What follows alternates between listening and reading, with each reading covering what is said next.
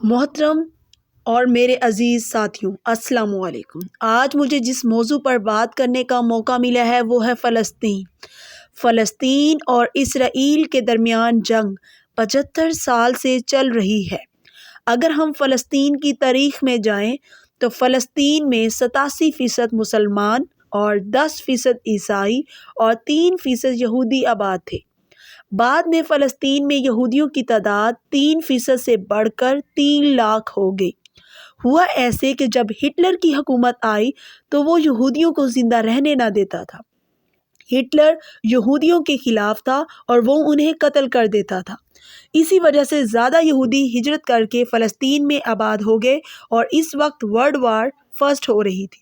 اس جنگ کے بعد دنیا میں سب سے پہلے لوگوں نے سوچا کہ ہماری اپنی ریاست ہونی چاہیے جہاں مسلمان اپنے اسلام کے بل بوتے زندگی گزار سکیں، اور ریاست ہوگی تو آزادی کے ساتھ اپنی عبادت کر سکیں گے، اللہ تعالیٰ کی عبادت میں رہ کے۔ یہودیوں نے سوچا کہ اپنی ایک ریاست ہونی چاہیے جہاں ہم اپنے مطابق زندگی گزار سکیں۔ پھر ورلڈ وار 2 کے بعد عرب ممالک نے اسرائیل پر حملہ کر دیا۔ اسرائیل چونکہ فلسطین کا ہی ایک حصہ تھا، اس میں زیادہ یہودی آباد تھے، انہیں اسے جنگ میں فتح حاصل ہوئی۔ پھر کچھ دنوں بعد جنگ ختم ہو گئی۔ کچھ سالوں بعد اسرائیل نے عرب ممالک پر حملہ کر دیا اور اسرائیل کو ہی فتح حاصل ہوئی۔ پھر اس کے بعد اسرائیل نے فلسطین کے مسلمانوں پر حملہ کر دیا۔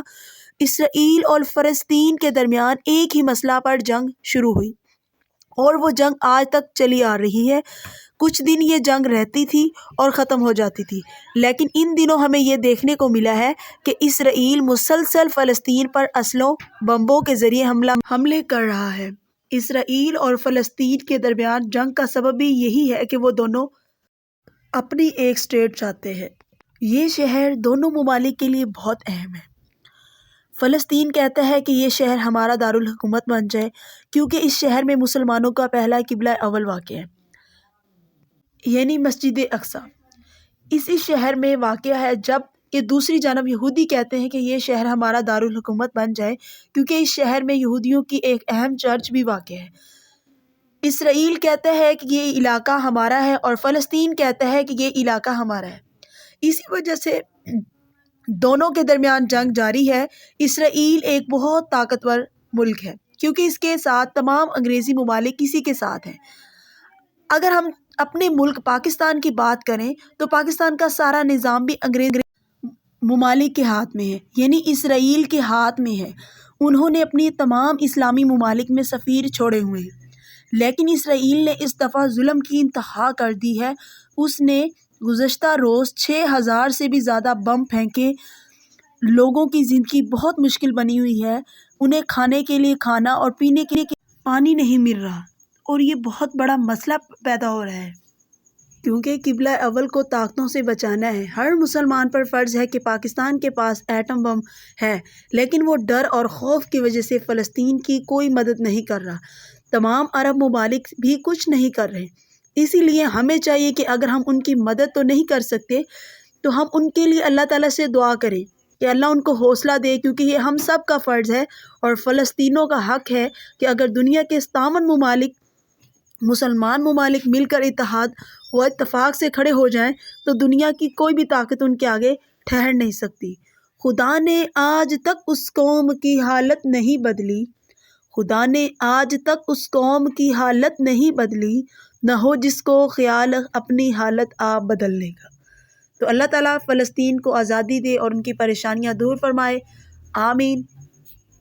چینل پر نیو ہے تو سبسکرائب، لائک، شیئر ضرور کیجیے گا اس ویڈیو کو، اور زیادہ سے زیادہ شیئر کیجیے گا تاکہ مسئلہ فلسطین حل ہو سکے۔